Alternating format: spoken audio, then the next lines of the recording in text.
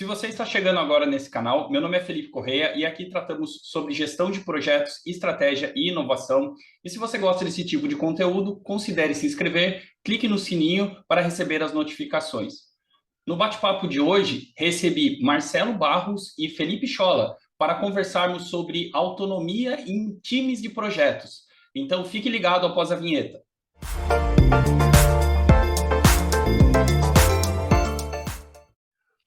Bom, pessoal, hoje temos dois convidados ilustres no nosso café aqui, Felipe Scholla e Marcelo Barros. Sejam bem-vindos. Conta um pouco, pessoal. Começa com você, Scholla. Quem é você? Conta um pouco da sua história, depois a gente passa para o Marcelo. Obrigado por aceitarem o convite. Esse assunto sobre autonomia no dia de hoje. Beleza.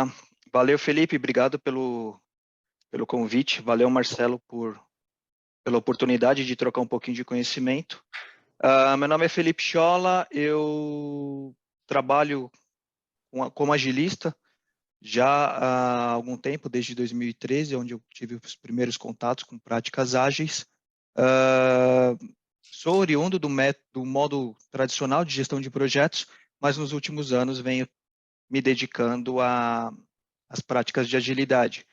Então, atuei enquanto SM, como Agile Master, como Agile Coach, e sempre buscando trazer reflexões para evolução, empoderamento de times e melhoria dos próprios processos que esses times trabalham dentro das organizações, dentro das suas respectivas equipes.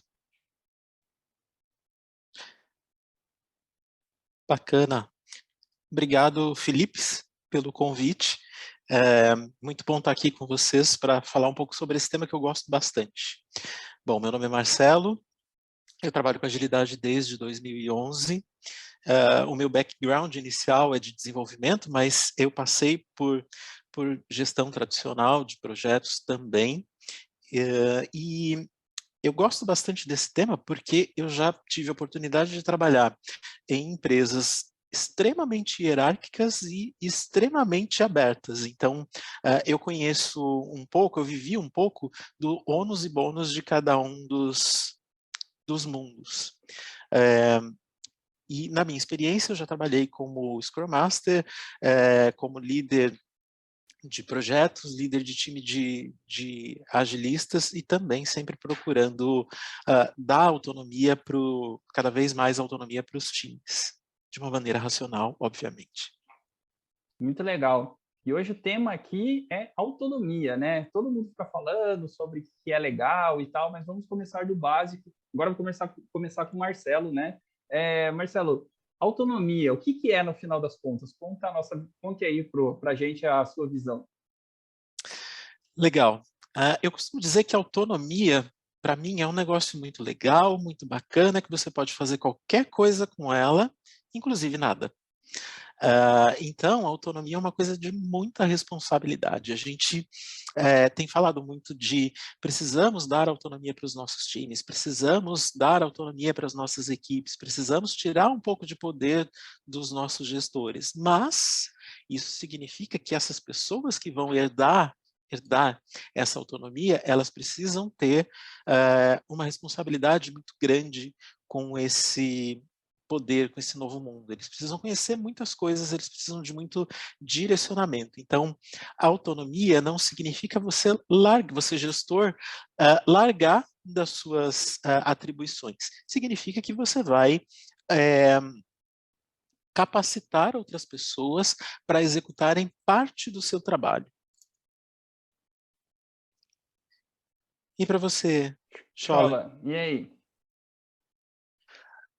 Eu compartilho da sua visão, Marcelo, e pegando até o gancho daquilo que você vem trazendo sobre como que as pessoas elas vão compartilhar do trabalho, é a questão da responsabilidade, é a questão da autonomia responsável. Então, seja você líder, seja você liderado, membro de equipe, enfim, é a questão de você entender o que eu posso fazer com essa autonomia que eu tenho. E até me lembro uma frase do filme do Homem-Aranha, que o Uncle Phil falou para o Peter Parker, é que grandes poderes requerem grandes responsabilidades. E é justamente isso, quando a gente fala em autonomia, não é simplesmente a gente fazer o que a gente bem entender, é a gente fazer de acordo com aquilo que é esperado que seja feito, mas também trabalhando com responsabilidade, respeitando as outras pessoas e não simplesmente agindo de forma anárquica. Muito bom. E aí um outro tema, né, que é relacionado a isso, que normalmente nós vemos que tem essa discussão, e aí eu queria começar com o Schola dessa vez, é a diferença aí entre liberdade e libertinagem. O que você acha sobre essas duas palavras, esses dois termos? Eu acho que vai bem em linha com aquilo que eu acabei de dizer, né, na minha percepção, se vocês depois tiverem uma percepção diferente, mas na minha visão, eu vejo que liberdade é você ter ferramentas, você ter condições de você fazer aquilo que é esperado de uma forma autônoma, né, com autonomia. E aí, trabalhando de uma forma responsável, você entregar o resultado que é esperado. Libertinagem já seria aquela abordagem anárquica, que nem eu falei, onde você simplesmente faz o que você bem entende, não necessariamente pensando em contexto, pensando nas outras pessoas, em como que você vai afetar o resultado, e agindo ali né, da forma que lhe convém, né, sem necessariamente pensar no que está acontecendo, em como que você vai lidar com todo o contexto. Então, essa é a minha visão, né? Vocês acho que vocês compartilham. Queria até saber ali do Marcelo, depois de você, Felipe, o que, que vocês acham? Segue aí, Marcelo. Legal, legal. Eu gosto de exemplos lúdicos. Posso matar uma pessoa? Posso. É recomendável? Não. Libertinagem, para mim, é autonomia irrestrita, sem medir consequências. Liberdade é você ter uma determinada autonomia, mas você medir as consequências. Qual que é a consequência de você matar uma pessoa? É você ir preso, é você causar consequências na família dessa pessoa e tudo mais. A liberdade não, a liberdade te traz uma responsabilidade muito grande. Então, para mim, essa que é a diferença aí entre os dois conceitos. Eu acho que esse quesito aí de autonomia, né, vai muito até o quão sênior, vamos dizer assim, são as equipes, a ponto de que elas também consigam entender o que elas precisam entregar, porque no final das contas, se você liberar demais, né, é bonita essa palavra de autonomia, só que as pessoas não enxergarem ali valor ou um norte para onde elas precisam ir e que de fato elas precisam fazer, o negócio fica bagunçado. Então, assim, não necessariamente, né? A gente precisa entender muito bem a autonomia, mas que tem algum caminho final, alguma entrega final no final das contas, né? E agora deixa eu voltar a pergunta aqui para o Marcelo, onde as empresas têm falado muito sobre autonomia, né? Até pegando esse gancho no que eu falei. O que você tem a dizer sobre isso? Isso é bom na sua visão? O que você acha? Eu acho muito bom, e até pegando uma frase do Jürgen, de Gestão 3.0, gestão é uma coisa muito importante para você deixar nas mãos de uma pessoa só. Então, quando você divide isso com a tua equipe, isso é muito bom, porque você tira um peso enorme das suas costas, divide um pouco esse peso com outras pessoas e você permite que elas evoluam também profissionalmente e até a sua maturidade profissional e pessoal. Então eu vejo isso com muito bons olhos, desde que, voltando naquilo que eu falei lá no começo, não seja uma delargação. Então, sim, o líder ele tem muita responsabilidade, talvez até mais do que se ele tivesse tomando aquelas decisões ali sozinho, porque ele tem que capacitar a equipe dele a tomar algumas decisões, dar alguns contextos. Em alguns momentos ele não vai poder dar esse contexto porque nem ele mesmo tem. Então, é um pouco dessa forma que eu vejo com muitos bons olhos. E você, Chola, o que você acha? Assim, ao meu ver, a questão da autonomia das empresas, né, dando aos seus funcionários, ela tem muito a ver justamente com essa questão da evolução dos modelos de gestão, pegando ali o que o Marcelo disse também sobre a gestão 3.0, né? Então, fazendo um paralelo ali com até base em dados históricos, né, dos modelos anteriores de gestão, a gente sabe ali que no começo do Fordismo era tudo ali linha de produção, então as pessoas elas simplesmente trabalhavam que nem as máquinas, tá? Até aquele filme do Charlie Chaplin, Tempos Modernos, aonde isso fica muito evidente, né? Ele simplesmente fica trazendo movimentos mecânicos, né, de acordo com o que ele fazia na linha de produção. E a própria evolução dos modelos de gestão fizeram com que os próprios funcionários eles passassem a ser mais empoderados e participar mais dos processos decisórios, né? Então, conseguiram ter a possibilidade de opinar, a possibilidade de apoiar em decisões, ou então de não necessariamente ter a palavra final, mas dar as suas considerações para que ah, o todo, o processo como um todo, ele fosse melhor estruturado. Só que aí a gente também entra naquela contrapartida, né? Justamente da responsabilidade. Pô, a gente vai dar autonomia, mas a gente precisa da responsabilidade, que é o grande X da questão, né? Quando que as pessoas elas conseguem lidar com autonomia, tomar as suas decisões, então participar dos processos, sem necessariamente gerar problemas que vão afetar os resultados do. E isso vai Acho muito em que linha esse é o X. também daquele modelo, vamos dizer, antigo, né, que até alguns modelos, né, de gestão de projetos ficaram conhecidos como extremamente burocráticos, exatamente por fazer microgestão de tarefas, cronogramas, de times em geral, né? Chola, na sua percepção, por que sabendo, né, que talvez o modelo de microgerenciamento já é um modelo até ultrapassado, né, para um desenvolvimento específico de produtos, etc. Por que você acha que tem empresas que insistem nesse modelo? Que a questão da microgestão, ela está muito mais focada não necessariamente ao modelo de trabalho em si. A gente sabe que modelos mais tradicionais de gestão de projetos, onde tinha o profissional, que era o GPzão ali, que ficava no seu pedestal, né, orquestrando todo o projeto, cobrando prazos, cobrando as atividades das pessoas que participavam, isso traz toda uma denotação de microgestão, né? Então, é oriundo desse modelo de gestão mais tradicional.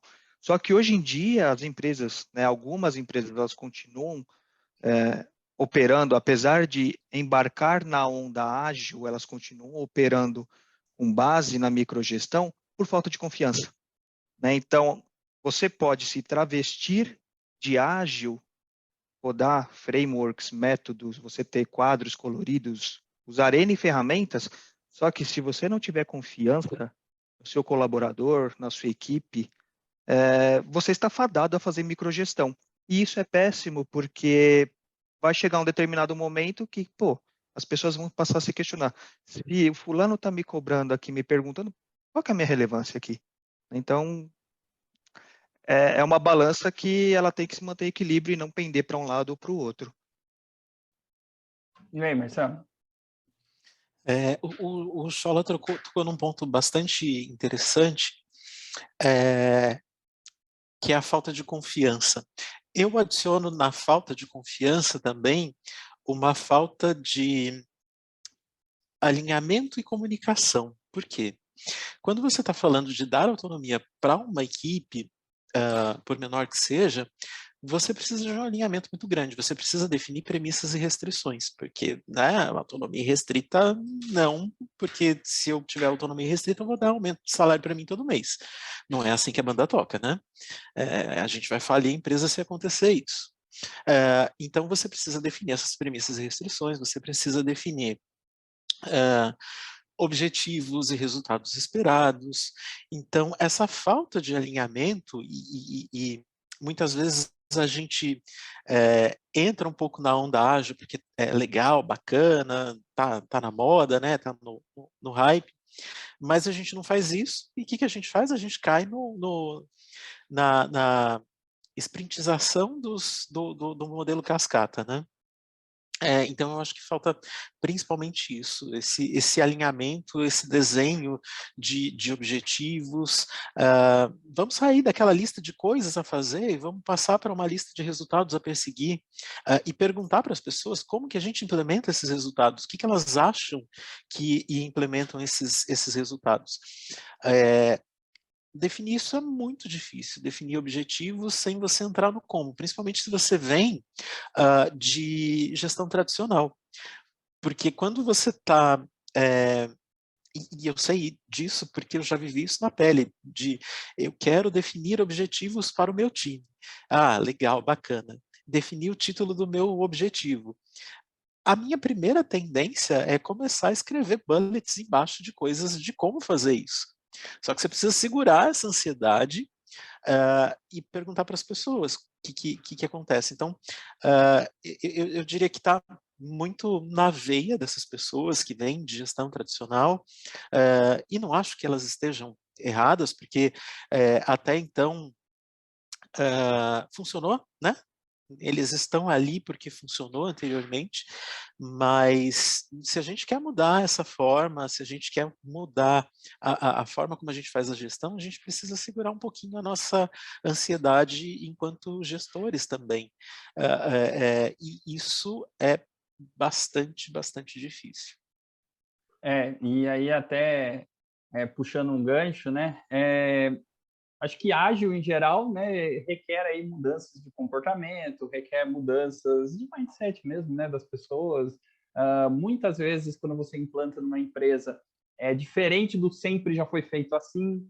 E uma coisa que, inclusive, eu já passei por essa situação, é implantar o ágil em uma empresa onde ela é bem hierárquica. O líder, ele começa a se questionar ali, beleza, agora tem um time, tem a sprint e tal, mas eu faço o quê, né, no final das contas? Aí, passando para o Marcelo agora, né? Marcelo, você não acha que a autonomia que os líderes dão para o seu time não vai contra um pouco ali? Ele não fica meio perdido no final da história? Ele fica bastante perdido, mas é um pouco do que a gente falou anteriormente. O líder ele vai capacitar aquele time. Um time ele não nasce com toda a autonomia, não posso dar autonomia restrita para um time. E um time, ele muda a cada pessoa que entra ou sai desse time. Então, ele não vai perder o trabalho dele de forma nenhuma, ele não vai perder esse trabalho de capacitação, porque as pessoas elas não estão ali eternamente para o resto da vida. Ninguém amarrou uma bola de ferro no pé das pessoas e ninguém vai sair dali e não vou precisar mais do líder. Eu vou precisar do líder para trazer contexto, eu vou precisar do líder para capacitar as pessoas, para orientar as pessoas, trazer esse contexto que muitas vezes é bastante importante, trazer um pouquinho da sua experiência também como líder e como mentor dessas pessoas, né, para aconselhar o que ele faria. Mas aí também tem o ponto de confiança, que é bastante crítico. O que você acha, Chola? Eu concordo bastante com aquilo que o Marcelo trouxe, e quando se fala em liderança, até mesmo dentro do próprio Management 3.0, fala bastante em liderança pelo exemplo, né? Então, eu não vejo necessariamente, e seguindo ali a linha de raciocínio que o Marcelo trouxe, que um líder ele deve ficar com receio ali de dar autonomia para os seus liderados, né? Pode ser, né, que num primeiro momento assim fique ali uma situação meio, pô, né, será que eles vão fazer? Será que eles não vão fazer? Né, como será que eles vão lidar com essa autonomia? Porque são perfis diferentes de pessoas, enfim, mas eu vejo que o próprio líder em si, quando ele dá autonomia para as pessoas, é um gesto de confiança, sim, reconhecimento do trabalho e da capacidade da pessoa em atender às expectativas, mas incorre uma responsabilidade também desse líder prover todo o suporte necessário para que a pessoa ela corresponda àquilo que ela está esperando que a pessoa faça, né? Então, em linha com o que o Marcelo trouxe, é questão de suportar, de capacitar, de mentorar a pessoa, de estar ali, de fato, como um exemplo, para que não seja aquela autonomia que nem foi dita no começo, de largar as coisas, vocês façam ali, e aí, tipo, se dá algum tipo de problema, quem cabeças vão rolar, né? Geralmente as cordas, elas sempre arrebentam nos lados mais fracos, e isso não é uma coisa que é louvável, se a gente for analisar. Então, o ponto-chave é justamente como que o líder ele vai fazer para que a equipe, com a sua respectiva autonomia, ela vá se sustentar e vai conseguir entregar os objetivos. É legal esse ponto que você tocou, Chola, que assim, eu acho que é um pouco da natureza das pessoas, da natureza do ser humano, esperar que alguém diga o que ela tem que fazer. Por exemplo, comecei um emprego novo hoje. Eu vou sair fazendo um monte de coisa? Não, eu vou ficar sentadinho ali, esperando alguém me dizer o que eu vou fazer. Correto? Por mais que depois você vai conhecer um pouco mais daquele ambiente e tudo mais, vai tomar as suas decisões, num primeiro momento as pessoas esperam que alguém diga para elas o que elas vão fazer. E a partir do momento que você fala, todo mundo tem autonomia, você faz o quê? Faz o que você quiser. Tem gente que bugou. Fazer o que quiser se torna muito vago, né? Uhum. E Exato, exato. aí as pessoas elas podem se sentir, pô, mas é, faço o que eu quiser. Então, se eu quiser dormir aqui, eu vou dormir. Se eu quiser ir embora, eu vou embora. Não, é um direcionamento mínimo que eu acho que também tem que ser dado. Uhum. Uma vez eu fiz uma consultoria numa empresa que era extremamente hierárquica e nós precisávamos implementar uma demanda legal e usando o Scrum. Legal, bacana, usado, mas vamos lá, vamos embora. Primeira coisa, o gerente ele estava ali já pronto com o cronograma na cabeça, já sabia o que tinha que fazer, o que tinha que fazer. Não, não, não. Quem vai dizer são eles. Não, mas eu já sei o que eles vão fazer, porque senão eles vão fazer errado. Deixa eles pensarem um pouquinho. Deixa eles, né? Primeira reação daquele time. Cadê o fulano? Cadê o gerente para dizer o que a gente vai fazer? Não, são vocês que vão decidir o que vai fazer. Como assim? Sim, vocês têm um PO aqui, vocês têm um Product Owner que vai dar prioridade. Como vocês vão implementar, vocês decidem. Na primeira sprint, eles bateram cabeça bastante. No final da sprint, eles não entregaram nada. E agora, o que o gerente vai pensar? Porque a gente não entregou nada. E o gerente ali, né? Eu quero dizer, eu quero falar o que eles vão fazer, eu quero dar bronca neles. Segura o tchan, deixa eles se organizarem. Porque eles já tomaram a lição de não entregamos nada. Tínhamos pessoas esperando uma entrega, uma primeira entrega, depois de 2 semanas não entregamos nada. Deixa eles se organizarem. E aos poucos eles foram se organizando e falando, mas aqui a gente patinou por causa disso, ali a gente patinou por causa daquilo. Então, e é um movimento bonito de se ver, desse primeiro choque de não sei o que fazer para começar a ter essa organização. É um pouco de experiência também, né? O próprio time também vai se adaptando com o modelo de trabalho e, consequentemente, ele vai entregando, no final das contas, né? É aquele negócio de que o nosso resultado vem através do esforço, né? Nossa vida é assim também, né? Às vezes a gente quer uma coisa muito rápida, alguém diga para nós o que fazer, mas em algumas situações nós que temos que ir lá, vai dar errado, e tudo bem, a gente vai aprender, se tornar mais fortes e alcançar o objetivo final que é estabelecido. Exato. E por tudo isso, o líder não perde o emprego dele, de maneira nenhuma. Exato. Ele muda, né, a forma de agir, talvez, né, ali a função no sentido de conduzir o time até o resultado final, né, mas não deixa de existir, né? Exato, exato. Eu quando estou liderando um time, eu levo 2, 3 opções para o time, quando tem algum tipo de impasse. E muitas vezes eu sou advogado do diabo até das minhas próprias opções, para estimular isso no time. Uhum. É. E a gente tem que também entender, né, e esse acho que é um desafio bastante importante, entender que tem pessoas, tem times aonde a gente vai levar algumas sugestões, ou então eles podem trazer por si só as sugestões, enfim, e votarem ali qual que é a melhor opção, mas tem times, tem pessoas ali que realmente ficam ali esperando alguém vir dar algum direcionamento, né? Então, embora seja uma questão ali de importante, é relevante também você também entender como que é o seu público, como que é a sua equipe, para você também saber qual que é a melhor abordagem. Eu vou dar autonomia ou de acordo com o perfil dessas pessoas, ou então de algumas pessoas eu vou meio que trazer ali o que elas têm que fazer. Porque também senão a gente fica dando autonomia para quem não quer autonomia, para quem quer só receber a demanda, aí a pessoa vai ficar com aquela cara de interrogação e não vai funcionar.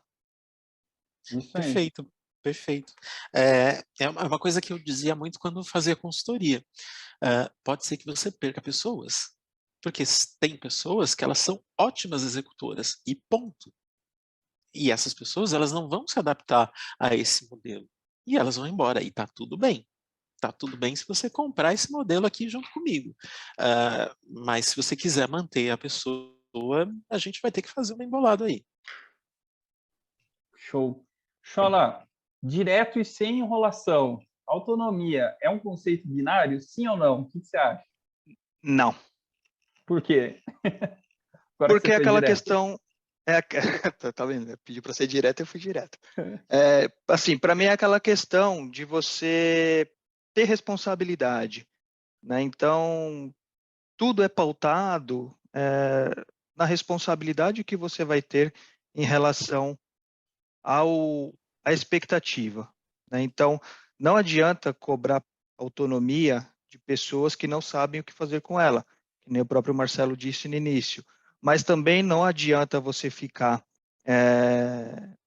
querendo dar direcionamento sempre, você ser o tomador de decisão e as outras pessoas serem meramente executoras, de pessoas que querem ali participar de processos decisórios, de tomar as rédeas das situações. Então, se fosse simplesmente ou eu dou autonomia ou eu não dou, seria muito mais fácil, né? Então, eu vou dar uma autonomia para a pessoa aqui, ela vai tomar a decisão, ela vai fazer o que ela quer, ou então eu não vou dar autonomia, ela simplesmente vai receber ordem. Não, é uma questão muito complicada. É questão de entender pessoas, de entender contexto, entender comportamentos e, né, sobretudo, como que tudo isso vai corroborar para a entrega dos resultados que estão planejados, né? Porque ninguém está lá simplesmente fazendo filantropia, né? A gente está esperando entrega de resultado.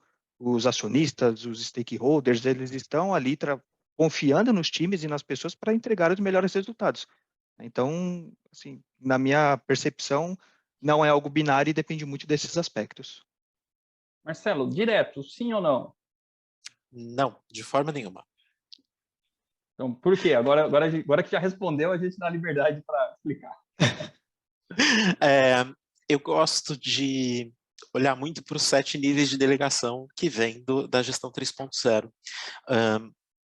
Porque, e eu gosto de explicar isso até com um tema polêmico, que é aumento de salário. Posso ter autonomia de forma binária para aumento de salário, sim ou não? Se eu coloco sim, eu posso aumentar o meu salário em 200% e de todo o time em 200%? Será que isso é saudável? Talvez não. Então, eu preciso ter uma estrada aí de maturidade, de amadurecimento e até de conhecimento de de outras coisas que envolvem esse tema. Por exemplo, quanto custa um projeto? Quanto custa a estrutura? Quanto custa, e eu digo a estrutura, não estou falando só de salário, mas a estrutura mesmo de aluguel de sala, do espaço onde as pessoas estão, aluguel ambiente, computador e tudo mais. Eu preciso considerar isso quando eu falo de aumento de salário para ver se a minha conta bate enquanto empresa. E isso eu preciso passar para as pessoas, não vou passar do dia para a noite e largar na mão delas. Então, por isso que eu gosto muito dos 7 níveis aí de delegação da gestão 3.0. Gosto muito de fazer isso com os meus times. É óbvio que quando você leva isso para o time e você vai jogar um delegation poker, todo mundo fala, não, eu tenho toda a autonomia, eu tenho a maturidade para ter todo tipo de autonomia. Ah, legal, bacana. Você sabe quanto custa esse seu computador aí que você está usando? Não. Você sabe quanto custa o aluguel do nosso andar aqui? Não. Então você não pode ter essa autonomia toda aí, não. Você não pode decidir quanto você vai ganhar. Tem outras coisas que você precisa conhecer antes, mas eu posso te explicar. A gente traz a tua autonomia num nível um pouco menor e a gente vai, à medida que o tempo for avançando, a gente vai medindo essa evolução. E aí você vai ganhando mais autonomia, você vai ganhando mais confiança, mais conhecimento e, consequentemente, mais autonomia. Muito bom. Ô, Marcelo, você acha que liderança, consenso, autonomia, você acha que dá para conviver isso tudo junto dentro de uma empresa, num ambiente corporativo? Sim, mas eu tenho uma opinião talvez um pouco polêmica sobre consenso. Eu acho que consenso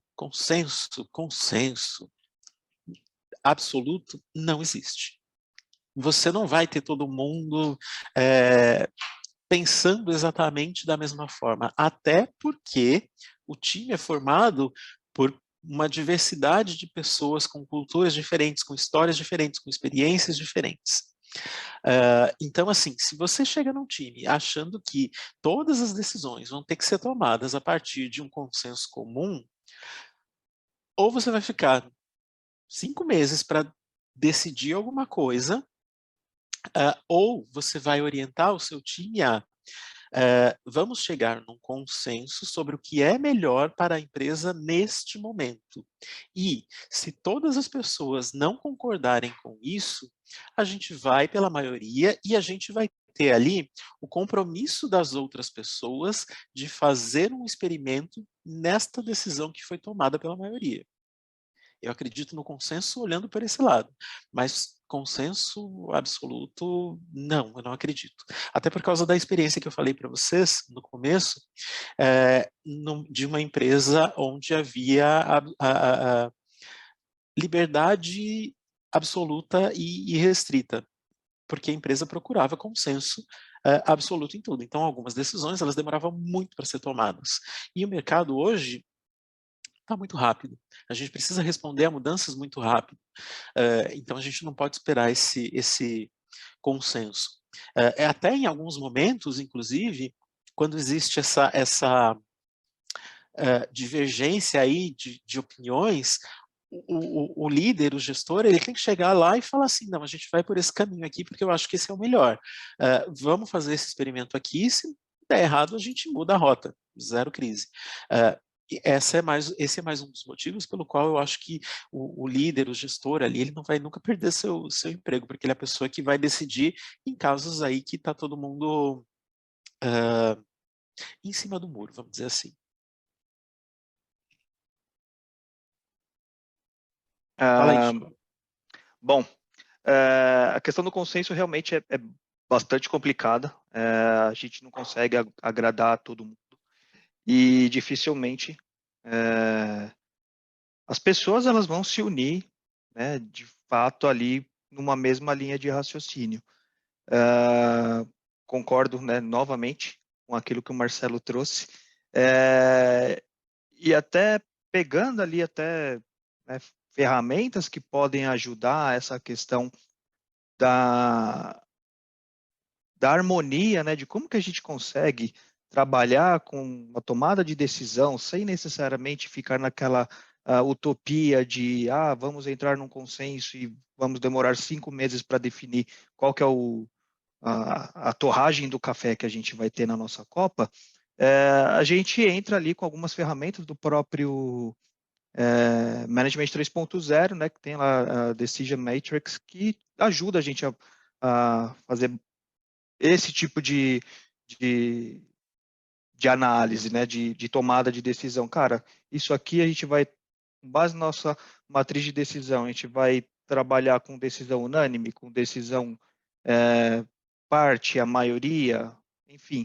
E aí a gente alinha expectativa, né? Então, tudo que a gente veio falando a respeito de autonomia, eu acho que tem alguns pontos que são muito chave. A questão responsabilidade, questões relacionadas a expectativas e questões relacionadas à comunicação, como já foi dito também várias vezes, né? Então, sim, o mundo ele está muito rápido, aquela palavra ágil que todo mundo gosta de falar.